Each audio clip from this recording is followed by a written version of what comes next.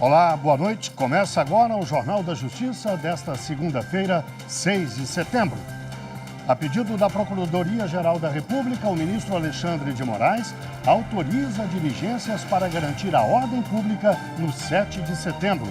Entre as diligências autorizadas pelo ministro estão mandados de prisão preventiva e bloqueio de saques e contas de pessoas jurídicas apontadas como financiadoras de manifestações violentas e antidemocráticas. Esse é um dos destaques da edição de hoje e você confere também. Ministro Ricardo Lewandowski autoriza que deputado Aécio Neves acesse mensagens da Operação Spoofing. Presidente Jair Bolsonaro aciona a STF para que o Congresso regulamente a alíquota única do ICMS para combustíveis.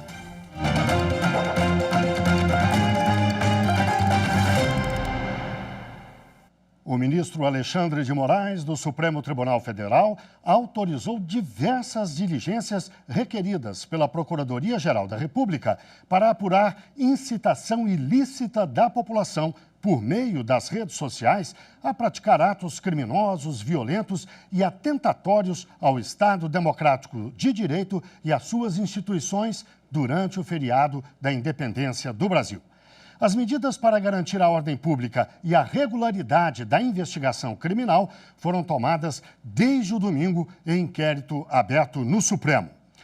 Por ordem do ministro, foram cumpridos mandados de prisão preventiva de Márcio Giovanni Nichelati e Cássio Rodrigues de Souza, prisões solicitadas pela Procuradoria-Geral da República.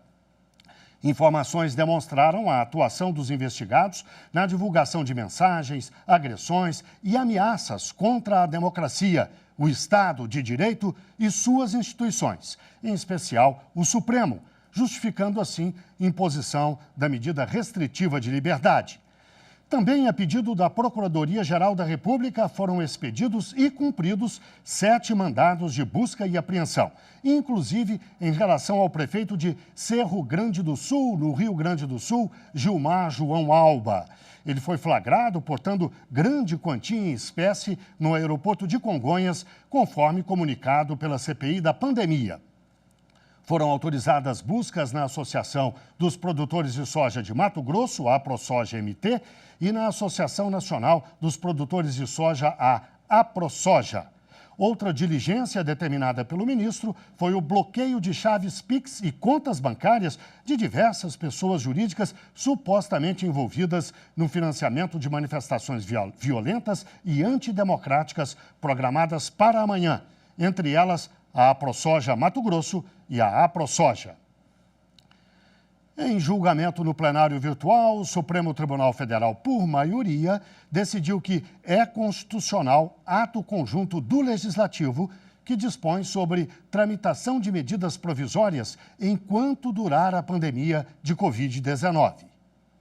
Em março de 2020, a norma editada pelas mesas da Câmara e do Senado regulamentou, entre outros pontos, o funcionamento do sistema de deliberação remota, encurtou prazos e autorizou que as medidas provisórias fossem instruídas diretamente nos plenários das casas do Congresso Nacional, com emissão de parecer por parlamentar em substituição ao de comissão mista. No julgamento conjunto de ações apresentadas pela Presidência da República e pelos partidos PDT e PP, o relator ministro Alexandre de Moraes entendeu que não há inconstitucionalidade formal na regulação do tema por ato conjunto dos órgãos diretivos das casas legislativas e afirmou ainda o entendimento de que o ato foi uma forma prática e temporária encontrada para viabilizar o trâmite e deliberação de proposições legislativas no curso da pandemia, em vista das recomendações de isolamento social das autoridades sanitárias internacionais e que não se vislumbra como dinâmica de votação do parecer diretamente pelo plenário da Casa possa, de qualquer modo, subverter as relações entre a maioria e a minoria parlamentares. Com isso, o ministro entendeu que o ato do Congresso é válido. O entendimento foi seguido pela maioria dos ministros. Também no plenário virtual e por unanimidade, os ministros do Supremo declararam que lei estadual que permite a criação de municípios é inconstitucional. Quem traz as informações sobre este julgamento é a consultora jurídica Karina Zucolotto. Olá, boa noite. Em julgamento no plenário virtual, por unanimidade, os ministros acompanharam o voto do relator, ministro Luiz Roberto Barroso, para julgar procedente uma ação direta de inconstitucionalidade que foi proposta em 2012 pelo Procurador-Geral da República, questionando diversas leis do estado do Rio Grande do Sul que dispõem sobre criação, fusão, incorporação e desmembramento de municípios ao argumento de invasão da competência da União. Segundo o ministro Luiz Roberto Barroso, na redação originária, a Constituição outorgava poderes para os estados criarem os seus municípios e emanciparem esses municípios através das suas leis estaduais, mediante uma consulta prévia à população diretamente interessada. Mas que, a partir de 1996, com a promulgação da Emenda Constitucional número 15, novos requisitos para a criação dessas novas cidades foram exigidos justamente em razão do grande número de municipalidades que foram surgindo após a Constituição de 88. Então, hoje, para que um município seja criado, é preciso que haja, além do plebiscito, da consulta prévia à população diretamente interessada e da lei estadual que cria essa nova cidade, é preciso também que haja um estudo de viabilidade municipal, além de uma lei complementar federal, criada pelo Congresso Nacional, que até hoje não foi editada, estabelecendo qual é o período que os estados podem editar essas leis para a criação, fusão, incorporação e desmembramento de municípios.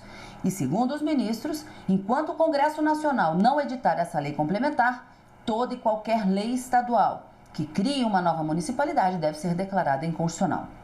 O ministro, no entanto, lembrou que a Emenda Constitucional número 57 de 2008 convalidou todos aqueles municípios criados no Brasil até 31 de dezembro de 2006 e que, portanto, a partir desta data, toda e qualquer municipalidade ou cidade criada sem a observância da edição dessa lei complementar, repito, que ainda não existe, deve ser declarada, portanto, inconstitucional.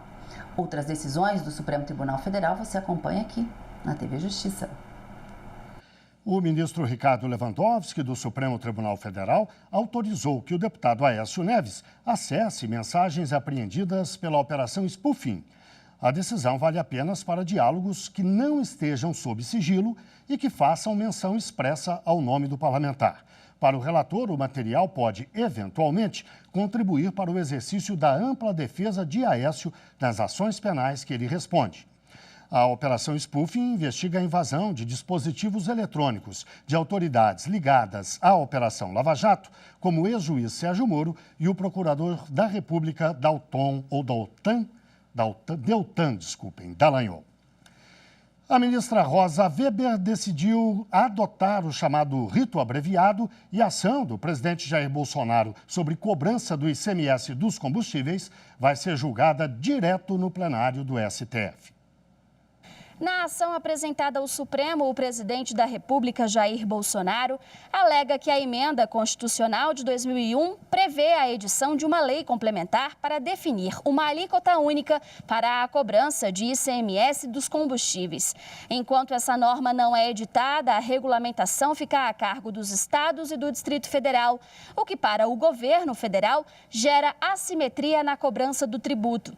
Para Bolsonaro, o impasse legislativo é prejudicial ao país, já que o ICMS dos combustíveis representa uma das maiores fatias da arrecadação tributária brasileira e é um item relevante no cotidiano dos consumidores, dos transportadores e da política energética do país. A ação está sob a relatoria da ministra Rosa Weber, que adotou o chamado rito abreviado, para que o caso seja julgado diretamente no plenário do Supremo.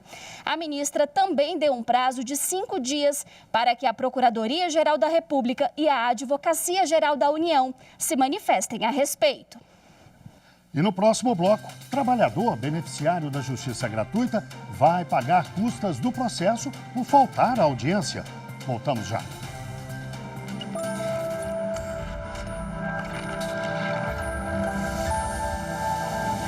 Uma das principais características da nossa Constituição de 88 é a cristalização de direitos e deveres esculpida no artigo 5º.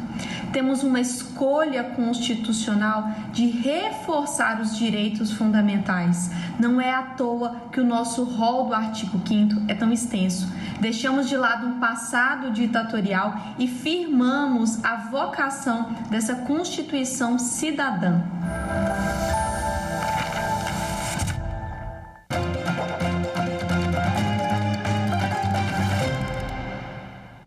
A Justiça Federal do Distrito Federal determinou o trancamento da ação penal em que o ex-presidente Lula foi acusado de atuar para garantir liberação de financiamentos do Banco Nacional do Desenvolvimento Econômico e Social para obras da Odebrecht em Angola. A decisão é do juiz Frederico Botelho de Barros Viana, da 10ª Vara Federal Criminal. Ele acolheu os argumentos da defesa do ex-presidente de que o processo se fundamenta em elementos obtidos a partir dos casos do triplex do Guarujá e do chamado quadrilhão do PT.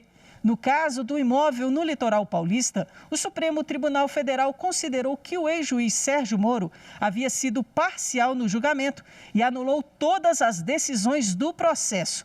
No segundo, a Justiça Federal absolveu o ex-presidente Lula e os demais réus, a pedido do Ministério Público Federal. O entendimento foi de que não haviam provas para sustentar a acusação de formação de organização criminosa para desviar recursos públicos. Com isso, o juiz entendeu que a denúncia agora não tem a chamada justa causa, conjunto mínimo de provas e indícios para justificar a acusação, e determinou o trancamento da ação penal.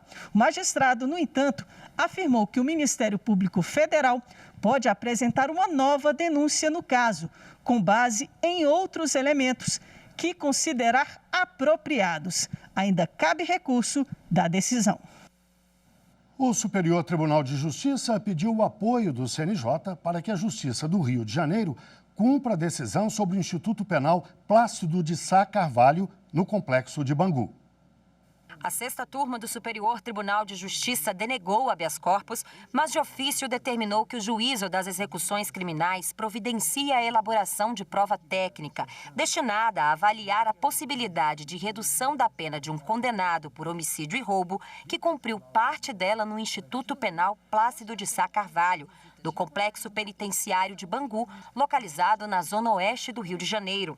A decisão é em observância à resolução da Corte Interamericana de Direitos Humanos, que reconheceu situação degradante em alguns presídios brasileiros e, em novembro de 2018, proibiu o ingresso de novos presos no Instituto Penal Plácido de Sá Carvalho e determinou que fosse computado em dobro cada dia de prisão cumprido no local, com exceção dos casos de crime contra a vida ou a integridade física e de crimes sexuais.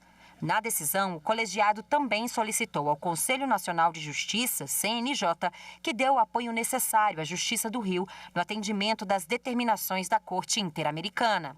No caso analisado, o réu foi condenado a pena de 87 anos e 6 meses pela prática de vários crimes de homicídio qualificado e roubo circunstanciado. Ele ficou preso no Instituto entre 2013 e 2019. Com base na resolução da Corte Interamericana, a Defensoria Pública do Rio pediu a contagem em dobro do tempo em que ele esteve na unidade prisional. Mas o juiz das execuções indeferiu o pedido, porque não havia sido realizado o exame criminológico. Ao julgar recurso contra a decisão, o Tribunal de Justiça do Rio de Janeiro determinou a realização do exame, mas só depois do fim da pandemia da Covid-19 e quando fosse completado o quadro de profissionais exigidos para a elaboração da perícia. No STJ, o relator do habeas corpus, ministro Sebastião Reis Júnior, ressaltou que as sentenças emitidas pela Corte Interamericana possuem eficácia vinculante em relação aos países que sejam parte do processo, não havendo meios de impugnação que possam revisar a decisão proferida. Por outro lado, o ministro relator considerou não ser possível ignorar que o réu praticou crimes contra a vida e a integridade física e, por isso, deve ter tratamento distinto, o que exige a realização do exame criminológico capaz de indicar, inclusive, o grau de agressividade do sentenciado. Por fim, o relator explicou que a perícia criminológica deve ser feita por uma equipe de, no mínimo, 3 profissionais e Para isso, a Justiça do Rio pode fazer parcerias com outros órgãos para a elaboração da prova técnica e, em último caso, recorrer ao Sistema Único de Saúde. Após o exame, caberá ao juízo das execuções decidir sobre a redução ou não de 50% do tempo de prisão. Para a quarta turma do STJ, inversão do ônus da prova no julgamento de apelação viola direitos de defesa. A controvérsia teve origem em ação civil pública ajuizada no Ministério Público de São Paulo contra uma seguradora que supostamente usaria documentos falsos para imputar aos clientes o crime de fraude em seguros e, assim, não pagar as indenizações decorrentes de furto de veículos. Em primeira instância, o pedido foi julgado procedente com base nas provas contidas nos autos, as quais, segundo o juiz, comprovaram a conduta abusiva da empresa. Ao confirmar a sentença, o Tribunal de Justiça de São Paulo entendeu que o caso autorizava a inversão do ônus da prova, com base no Código de Defesa do Consumidor. No recurso ao STJ, a seguradora alegou que o Tribunal Regional foi omisso ao não se manifestar sobre provas e argumentos da defesa. A quarta turma do STJ, por unanimidade, deu provimento ao recurso especial da seguradora para cassar os acórdãos dos embargos de declaração e apelação e determinar o retorno dos autos ao Tribunal de Justiça de São Paulo, para, uma vez afastada a inversão probatória, proceda a corte local a análise da apelação como entender por direito. Para os ministros, a decisão judicial que determina a inversão do ônus da prova, prevista no artigo 6 do Código de Defesa do Consumidor, deve ocorrer antes da etapa de instrução do processo, pois, se proferida em momento posterior, deve garantir à parte a quem foi imposto esse ônus a oportunidade de apresentar provas. O relator do recurso, ministro Marco Buzzi, reconheceu a omissão e afirmou que, ao deixar de averiguar as questões apresentadas pela seguradora, a Corte Estadual demonstrou inegável negligência, produzindo uma prestação jurisdicional defeituosa, especialmente porque o exame das teses defensivas seria importante para a correta solução controvérsia. O relator explicou ainda que a inversão do ônus da prova é faculdade do magistrado e, quando for o caso, deve ocorrer em momento anterior à sentença, possibilitando à parte onerada a plenitude do direito de produzir a prova considerada necessária. E a terceira turma do STJ decidiu que rescisão de contrato coletivo não impõe fornecimento de plano que não é oferecido pela operadora.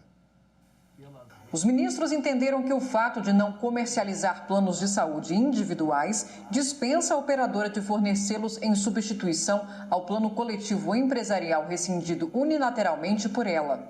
Com esse entendimento, a terceira turma do STJ deu provimento parcial ao recurso de uma operadora de saúde contra a decisão da Justiça do Distrito Federal. O caso julgado envolveu 2 usuários que ajuizaram a ação para manutenção do plano coletivo extinto por iniciativa da operadora enquanto perdurasse a necessidade de tratamento médico. Os usuários pediram ainda que fosse oferecido plano individual ou familiar substituto e que a operadora fosse condenada a pagar danos morais. O juízo de primeiro grau julgou os pedidos procedentes e fixou a indenização em R$10 mil. E o Tribunal de Justiça do Distrito Federal e dos Territórios apenas majorou os danos morais para 15 mil. No recurso ao STJ, a operadora alegou a impossibilidade de promover a migração de usuários da apólice grupal extinta para a individual por não comercializar mais esse tipo de plano.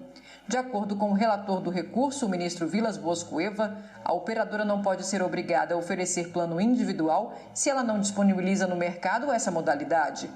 O colegiado entendeu, no entanto, que deve ser mantido o vínculo contratual para os beneficiários do plano coletivo que estiverem internados ou em tratamento médico até a respectiva alta, salvo se houver portabilidade de carências ou se for contratado novo plano coletivo pelo empregador. Um pizzaiolo beneficiário da justiça gratuita foi condenado a pagar custas processuais por faltar à audiência. O caso foi julgado pela quarta turma do Tribunal Superior do Trabalho. De acordo com o processo, o profissional pedia na Justiça o reconhecimento de vínculo de emprego e o pagamento de verbas rescisórias, mas faltou a audiência contra a pizzaria em que trabalhava. Por causa do não comparecimento, o juízo de primeiro grau determinou que o trabalhador pagasse as custas processuais. O pizzaiolo recorreu ao Tribunal Regional do Trabalho da 2ª Região, em São Paulo, com o argumento de que não poderia ser condenado por ser beneficiário da justiça gratuita. No entanto, o TRT negou o pedido, ficando mantida a determinação de pagamento das custas com base na CLT. O profissional entrou com recurso no Tribunal Superior do Trabalho, mas sem sucesso. Para o relator do caso, o ministro Alexandre Luiz Ramos, considerando-se que a ação trabalhista foi ajuizada na vigência da Lei 13.367 de 2017, a chamada reforma trabalhista, e que foi arquivada por ausência injustificada do trabalhador, a condenação ao pagamento das custas processuais não afronta os dispositivos constitucionais apontados pela defesa do trabalhador. Por unanimidade, a 4ª turma acompanhou o voto do relator. A seguir, a premiação da primeira edição do Prêmio Cooperare, Estratégias para Evoluir. Voltamos em instantes.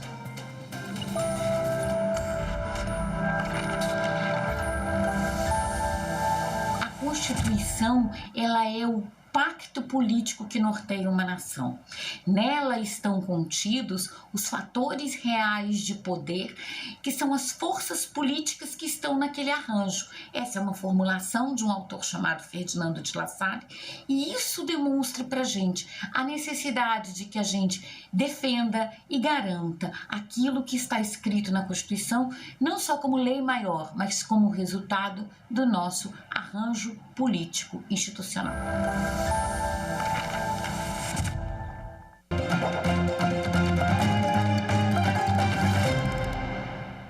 O teste público de segurança do Sistema Eletrônico de Votação, chamado TPS, está com pré-inscrições abertas até o dia 29 de setembro. Venha ajudar a melhorar ainda mais a segurança das eleições brasileiras. Participe da 6ª edição do Teste Público de Segurança, o chamado TPS. Ele vai ocorrer de 22 a 26 de novembro, na sede do Tribunal Superior Eleitoral, em Brasília. No primeiro dia, o evento vai começar à 1h da tarde. Nos demais, o teste terá início às 9 da manhã. O edital do evento já foi publicado e as pré-inscrições estão abertas até 29 de setembro. Todas as informações sobre o TPS você encontra no site tse.jus.br. O Conselho Superior da Justiça do Trabalho realizou cerimônia de premiação da primeira edição do Prêmio Cooperare, Estratégias para Evoluir. O evento foi transmitido ao vivo pelo canal do CSJT no YouTube. O evento foi aberto pela presidente do TST e do CSJT, ministra Maria Cristina Peduzzi. Ela deu as boas-vindas aos participantes e desejou boa sorte aos finalistas. A ministra ressaltou a importância de iniciativas que aperfeiçoem o judiciário. A inovação, que foi apontada há décadas atrás por inúmeros estudiosos com uma aura de mistério e magia, hoje é real, palpável e acessível para o aperfeiçoamento das atividades administrativas e jurisdicionais do Poder Judiciário e, em especial, da própria Justiça do Trabalho. O presidente do Colégio de Presidentes e Corregedores dos Tribunais Regionais do Trabalho, Coleprecor, desembargador Leonardo José Videres Trajano, também agradeceu a participação dos finalistas. Ele falou sobre como os projetos criados podem trazer benefícios para o judiciário e sociedade. Muitas vezes a inovação não se dá com projetos mirabolantes, mas sim com iniciativas pequenas e soluções práticas, que somadas representam uma construção de um cenário de eficiência e de clara aproximação do judiciário com a sociedade. Promovido pelo Conselho Superior da Justiça do Trabalho, o Cooperare tem o objetivo de proporcionar melhores condições para o alcance de metas e objetivos estratégicos da Justiça do Trabalho, além de otimizar a qualidade do gasto público. Também incentiva a inovação e a padronização de práticas judiciais e administrativas, proporciona maior qualidade de vida no trabalho e estimula a participação da sociedade na melhoria do sistema de justiça.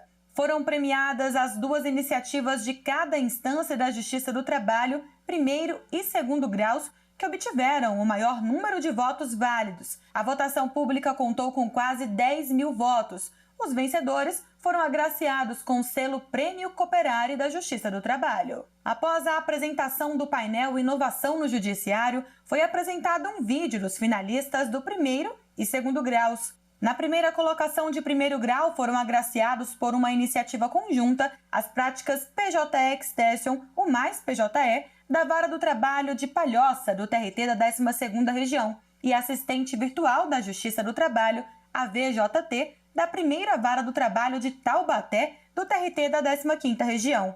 Já no segundo grau, a prática vencedora foi choque de gestão no recurso de revista, do Tribunal Regional do Trabalho da 4ª Região. Ao final do evento, os selos foram encaminhados aos tribunais agraciados. Esta edição do Jornal da Justiça fica por aqui. Uma boa noite a todos e até amanhã.